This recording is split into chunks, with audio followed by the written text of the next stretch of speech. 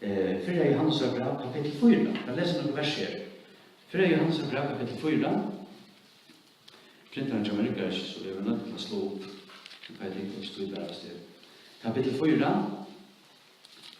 Og vi leser vers 9 først. Fyrsta Johannes brev 4, og vi leser vers 9.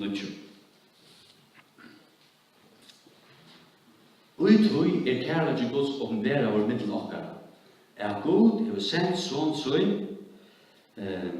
i einbarna i heimen, for at vi skulle leva vi om.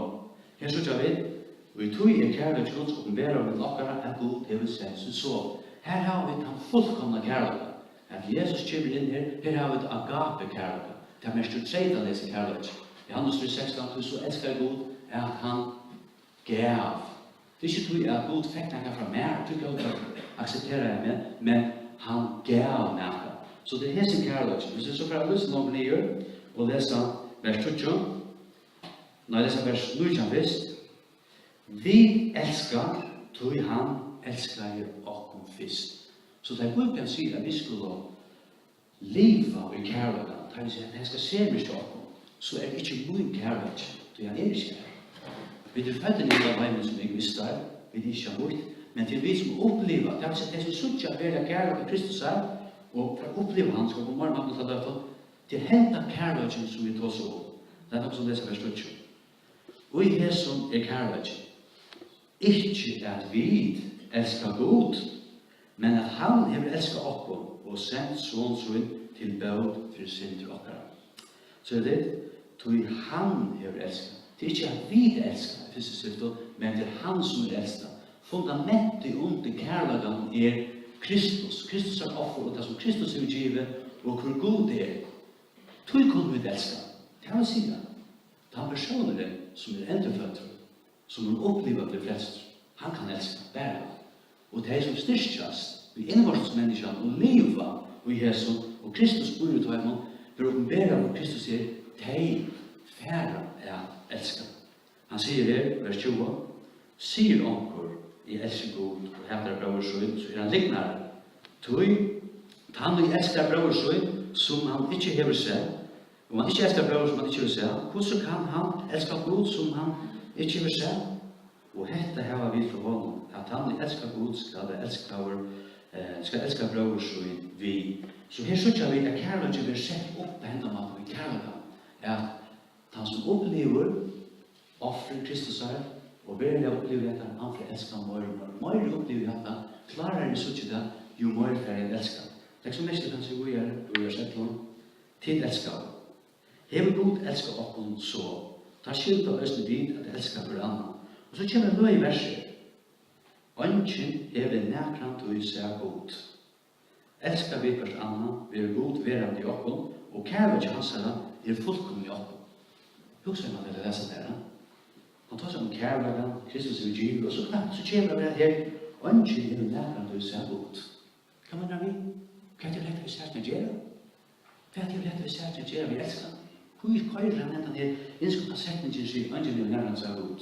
Så er det som du hører ikke hjemme her, hvis jeg lender spørsmål, og sier, ønsken er nærkant og seg god fysisk, altså god til en andre, vi tar seg god til Kristus, elsker han fysisk, men det er sånn han sjøl, han ønsker å se feil, vi kan skjøtja. Men så spør spørsmålet, hvordan kommer vi til å skjøtja verden? Hvordan kommer vi til å skjøtja god? Blir det til å skjøtja god? Ja, det blir til. Hvordan? Kærlighet. Vi kærlighet. Vi skjøtja det krossen, vi skjøtja det gjør evangeliene. Det er det sier. Det sier han det. Ønsker er nærmere seg god. Elsker vi først annet. Verur god, verande i oppgånd, og kærlighet hans er fullkomlig i oppgånd. Det han sier.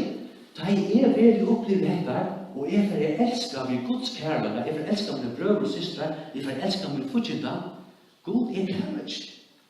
Da åpenbærer God seg ved kjøkken som kærlighet. Bærer ved kjøkken som kærlighet ditt. Jeg leser en bok som heter Love or Die. Det er så Stroud som skriver. For jeg bestilt at jeg beskrevet.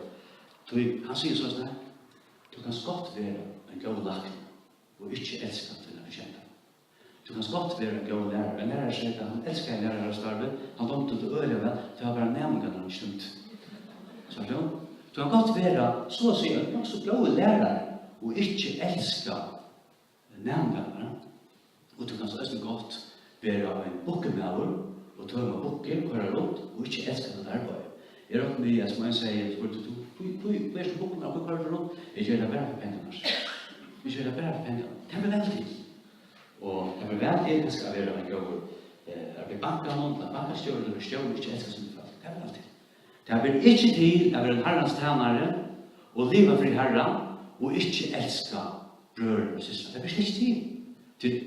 Det blir slett ikke til du måst elske. Og skulle du elske så må vi oppleve. Og tog det god kærlighet. Elsker vi hvert annet, vil god være du i oss. Det han vil god åpenbære seg. Det er så det snart først bare suttje. Hikkos det elsker på en annen. Hikkos det vil leve for på en annen. At det kærlighet. Det er ikke kærlighet han god åpenbære seg. Han visste det først ved den modellet, krosseren, Jesus Kristus, døgner og såpater, og han krever oss til åkken at vi opplever hatt der, at vi fæt denne kærligheten, og livet i så kærligheten, sånn at vi oss til elsker andre, og til handa veien at vi får ha den største kraften i evangelisering. Vi kan ta som strategier, ikke noe strategi, det må vi gjøre oss noe, som vi gjør nå i disse møtene, men strategier brøyder ikke. Det må være hjertet som brøydes, det må være kærlighet hver for øren som virkelig brøyder opp.